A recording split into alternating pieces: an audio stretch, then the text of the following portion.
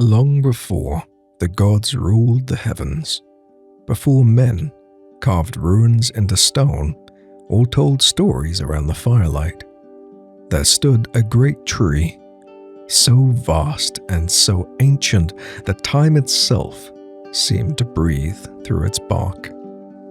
This was Yggdrasil, the world tree, the axis of the cosmos, where roots and branches stitched together all of existence. Yggdrasil was no ordinary tree. It stretched across the 9 realms, connecting them like spokes on an eternal wheel. Its crown pierced the heavens, brushing the skies of Asgard. Its trunk rose from the heart of Midgard, the world of men. And deep beneath the soil, its roots twisted into the shadowy realms of Helheim and Niflheim, drinking from the primal waters of creation. At its base, 3 mighty roots reached into the 3 sacred wells.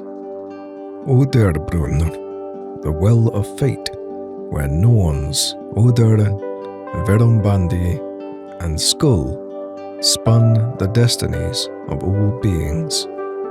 Mimisbrunr, the well of wisdom, guarded by Mimir, the ancient keeper of knowledge.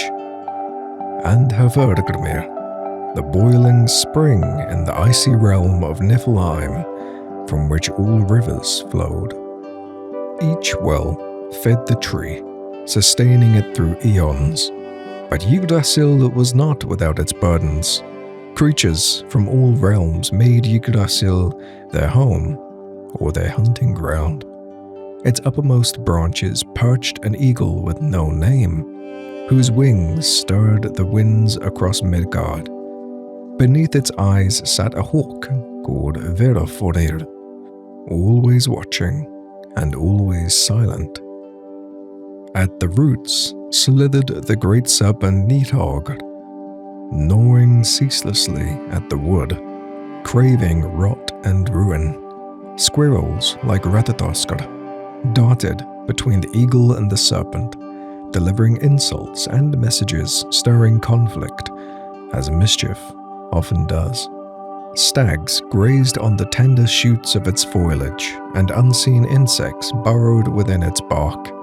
Yggdrasil bore it all, never falling, though always under threat, just as the world it held was always teetering between creation and collapse. Even the gods of Asgard revered to Yggdrasil. Odin himself, the Allfather, once sacrificed a part of himself to the tree. In his relentless pursuit of wisdom, he hung from its branches for 9 days and 9 nights, pierced by his own spear without food or drink, staring into the void. At the edge of death, he was granted the knowledge of the runes, powerful symbols that shaped language, fate, and magic. It was said that Odin saw everything during his ordeal: the end of days, the fall of gods, and the rebirth of the world. Yggdrasil had shown him truths too vast for most to grasp. Truths wrapped in pain, but also power. The Norns, sitting beside the well of fate, poured water and sacred clay upon the roots of the tree each day, preserving its strength and sanctity. For as long as Yggdrasil stood, the world endured. But if it were ever to fall, so too would reality itself. And yet, even the world tree was not immune to prophecy. Though Yggdrasil seemed eternal, whispers of its fate had haunted gods and mortals alike.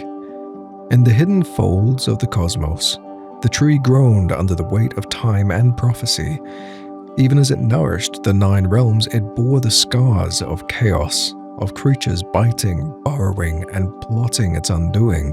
The Norns who tended to its roots each dawn felt tremors, not born of wind or water. The threads they spun grew darker, with each passing day. What once hummed the promise of balance now pulsed with a warning. Ragnarok, the fate of the gods, loomed like a storm on the horizon. In visions and dreams, seers saw the sky split, the sun vanish, and fire consume the worlds. Yggdrasil, central to all that was and would be, trembled in anticipation of what was written in the bones of destiny. At the beginning of Ragnarok, the great serpent Nidhogg would gnaw faster, deeper, no longer content with the slow decay. The skies would darken as the eagle in Yggdrasil's crown beat its wings in panic. Ratatoskr would scurry furiously, spreading the truth too late that nothing, even the world tree, could stand against fate.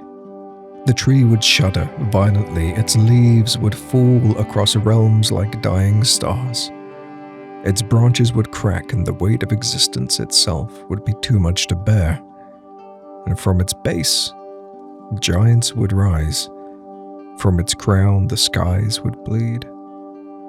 The balance would break. And yet, Yggdrasil would not collapse. In the fires of Ragnarok, many gods would fall. Odin to Fenrir, Thor to the world serpent Jörmungandr, and Loki consumed by his own chaos. Midgard would drown, and Asgard would burn. But even in ruin, Yggdrasil endured, scorched but unbroken. From the ashes, two humans, Lif and Rifrasir, would emerge, having hidden within Yggdrasil's hollow trunk, protected by the tree's ancient magic. They would become the seed of a new humanity, a younger generation of gods led by Baldur and Hodor would return to the reborn world. And Yggdrasil, though battered, would green once again. The eagle would rebuild its nest, the wells would flow anew, and the Norns would resume their work, spinning fresh fates upon a cleaner loom. The creatures that once gnawed and whispered would become part of the new harmony. Yggdrasil's story was never about permanence. It was about persistence. Not even the gods could escape change.